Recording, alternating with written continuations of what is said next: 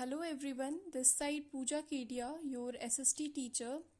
How are you students? Hope you all are doing well at your place. So students, here I am. Let's begin with the chapter. Our chapter name is Water. We have already talked about waves, tides, and our next topic is ocean currents. Okay, this is very interesting topic. Okay. Now first definition of ocean current. The horizontal movement of ocean water in the form of stream in a definite direction is called an ocean current. Okay, this is the definition of ocean current. Okay, यहाँ पे दो word use किया हुआ है, definite direction and in the form of stream. Okay, first if I'm writing current is greater, it's smaller than drift, it's greater than drift and drift जो है वो smaller than stream. okay, अब ये जो current होता है वो भी एक धारा है, ओशन करंट.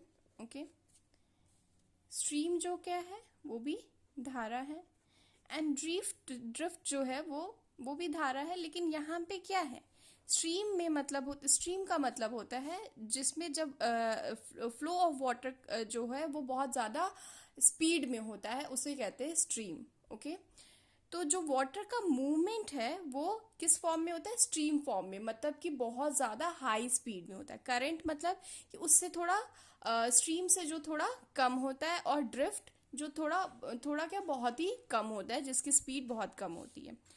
तो जो ओशन करंट है, अब यहाँ पे देखिए, जब हम लोग ओशन करंट की बात किए तो अगर कोई वाटर मूव कर रहा है तो उसके लिए कोई एक वजह चाहिए कि मूव करने के लिए. या तो एक टाइप का स्लोप बना हो, इस तरीके से अगर स्लोप बना हुआ हो तभी वाटर क्या होगा, मूव होगा. अगर यही वाटर जो है अगर प्लेन हुआ तो क्या वाटर यहाँ से मूव कर सकता है प्लेन सरफेस पे? नहीं. वाटर के लिए क्या चाहिए, इंग्रेडिएंट चाहिए कि वो स्लोप हो, कि स्लोप पे मूव कर सके, मतलब कि हाई लेवल हो या लो लेवल हो, तभी वाटर मूव करेगा.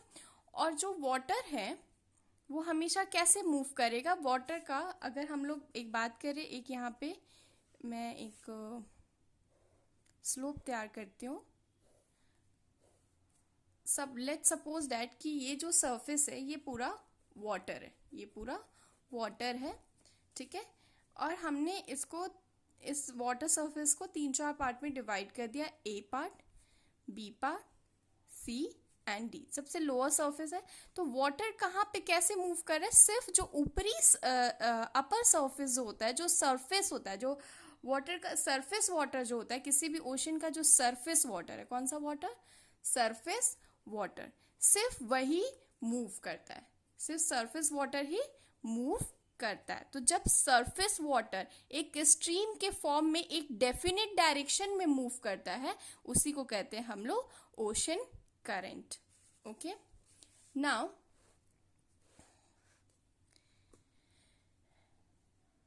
the factor which gave rise to ocean current and modified courses are. ठीक है, अब फैक्टर्स, अब कौन कौन से फैक्टर्स है जिसकी वजह से वाटर जो है वो एक डेफिनेट डायरेक्शंस में मूव कर रहे हैं. तो फर्स्ट है विंड मतलब हवा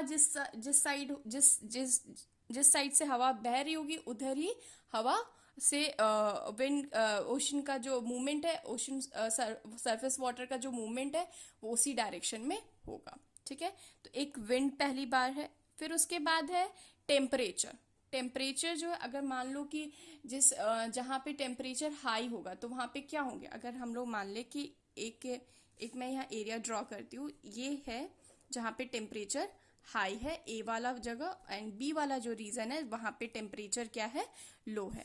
तो जहाँ पे टेम्परेचर हाई होगा वहाँ पे मॉलिक्यूल्स क्या होंगे, वो सेपरेटेड होंगे। तो वो वहाँ पे क्या होगा, सेपरेटेड होने की वजह से वाटर लेवल जो होगा वो हाई लेवल होगा।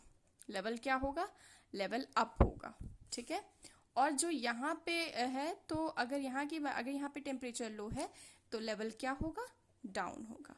तो हाई लेवल से क्या हुआ, हाई लेवल से क्या हुआ, लो लेवल की तरफ में वाटर की मूवमेंट हुई। ठीक है, वाटर की मूवमेंट हाई लेवल से लो लेवल हुई। ठीक है। तो इस टेम्परेचर की वजह से भी ओशन मतलब वाटर की जो सरफेस वाटर की मूवमेंट होती है। ठीक है। फिर टेम्परेचर हो गया, डेंसिटी हो गया, एंड देन सैलिनिटी। सैलिनिटी मतलब जो सॉल्ट जो होता है। अब जैसे कि मान लो कि यहाँ पे मैंने दो बॉक्स बनाए। एक जो वाटर है वो पूरी तरीके से क्या है, प्योर है, प्योर वाटर है। ठीक है। अगर दूसरा वो जो हमने कंटेनर बनाया उसमें क्या है कि हमने सॉल्ट को मिक्स कर दिया। ठीक है। तो ये वाटर कैसा हो गया, इम्प्योर वाटर हो गया। ये कैसा वाटर हो गया, ये इम्प्योर वाटर हो गया। ठीक है। क्यों इसमें सॉल्ट मिक्स है। ठीक है। तो अब जब जहाँ पे जिसमें सॉल्ट मिक्स होगा तो वैसा क्या होगा वहाँ पे, तो वहाँ पे लेवल क्या होगा, लेवल डाउन हो जाएगा। क्यों, क्योंकि हैवी हो जाएगा वाटर, क्या होगा, हैवी हो जाएगा। और यहाँ पे वाटर जो क्या है, प्योर वाटर में इसमें किसी टाइप का मिक्सचर नहीं है, किसी टाइप का हमने कोई भी मैटर को मिक्स नहीं किया है। तो क्या होगा, ये लाइटर होगा। तो इसकी वजह से क्या होगा, heavy to lighter water move करेंगे। तो कहीं ना कहीं अब ओशन में क्या है, ओशन में तो सॉल्ट की कमी नहीं है। तो ओशन में जब सॉल्ट की कमी नहीं है तो जिस जिस रीजन में सॉल्ट की जिस रीजन में सॉल्ट की मात्रा ज्यादा होगी तो उस रीजन से वो जहाँ पे सॉल्ट की जिस रीजन में सॉल्ट की कमी होगी तो उस तरफ में वो मूव करेगा। ठीक है। और एक और रीजन है कि रोटेशन ऑफ अर्थ के रोटेशन की वजह से भी क्या होता है, वाटर मतलब ओशन सरफेस वाटर जो है वो मूव करता है। अब यहाँ पे आप अगर देखिएगा तो ये है आपको ओशन। ठीक है। और ये क्या है, मेडिटेरियन, मतलब कि यहाँ पे क्या है, ज्यादातर लैंड मासेस है और बीच में एक छोटा सा मतलब वाटर सरफेस आपको देखने को मिल रहा है। ठीक है। तो ये क्या है, ये सबसे छोटी मतलब ये सबसे छोटा जगह है। तो यहाँ पे क्या होगा, सॉल्ट ज्यादा ज्यादा मिलेगा यहाँ पे। क्यों, क्योंकि अगर आप मान लो एक ग्लास भर के मतलब पानी एक एक बहुत बड़ा सा मतलब एक आपने कंटेनर लिया और एक छोटा सा ग्लास लिया, तो ऑब्वियसली जिसमें छोटा वाले ग्लास में अगर नमक डालते तो हमें उसका वो ज्यादा ज्यादा मात्रा में सॉल्ट को अब्जॉर्व करेगा। और ऑफ कोर्स जो बड़ा कंटेनर होगा उसमें ज्यादा मात्रा में सॉल्ट नहीं हो पाएगा। इस वजह से क्या होगा, यहाँ पे सॉल्ट की मात्रा ज्यादा होने की वजह से ये जो जगह होगी वो हैवियर होगी और इधर वाली जगह जो होगी वो लाइटर होगी। तो इस जगह से मतलब मेडिटेरियन से ये ओशन की तरफ में मूव करेगा। ओके। नाउ मतलब इसको हमने ओशन करंट को हमने दो नाम दिए हैं। एक तो है वार्म करंट एंड एक है कोल्ड करंट। ओके। इसका फर्स्ट हम लोग डेफिनेशन जानेंगे warm current and cold current के बारे में। तो ओशन करंट में भी वार्म और कोल्ड, वो कैसा हो सकता है, वार्म और कोल्ड हो सकता है। ठीक है। Those current which originate near the equator. अब देखो इक्वेटर के बारे में, अगर जो करंट ओरिजिनेट हो रहा है इक्वेटर की तरफ, मतलब इक्वेटर से ओरिजिनेट हो रहा है, इक्वेटर पे क्या है, सनरेज ज्यादा है। ठीक है। तो वहां पे क्या होगा, सनरेज ज्यादा होने की वजह से वहां की जो टेम्परेचर होगी वो ऑब्वियसली हाई होगी। तो क्या होगा, वो वहां के जो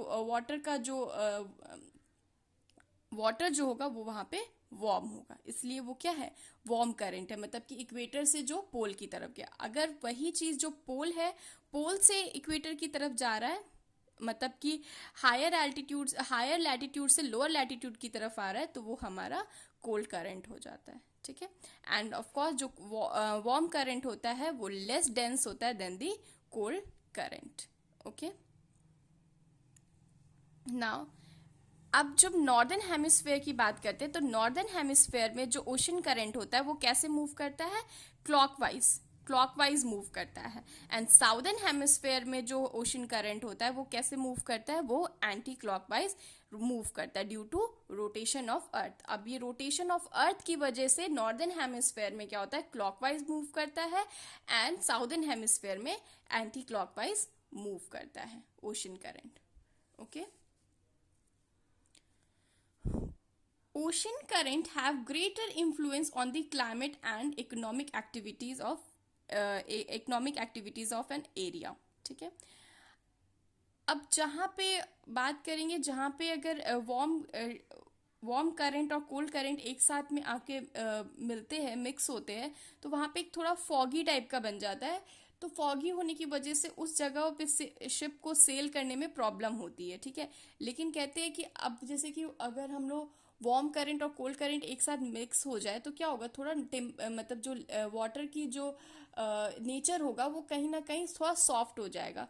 जैसे कि अब हम लोग गर्म पानी और ठंडे पानी को थोड़ा मिला देते तो वाटर का नेचर क्या होता है, अच्छा हो जाता है, मतलब एक उसको यूज़ करने में अच्छा लगता है। तो वैसी जगह पे, मतलब वैसे रीजन में क्या होता है, फिशिंग बहुत अच्छी मिलती है, वैसे रीजन में फिशिंग बहुत अच्छी मिलती है। There these area where warm and cold current met, जहाँ पे ऐसे एरिया में जहाँ पे warm and cold current met करते हैं तो वहाँ पे फिशिंग ग्राउंड जो होता है वो बहुत ही बेस्ट होता है। ठीक है, plankton which are an excellent source of food for fishes are found here in abundance, वहाँ पे बहुत ज़्यादा मिलती है।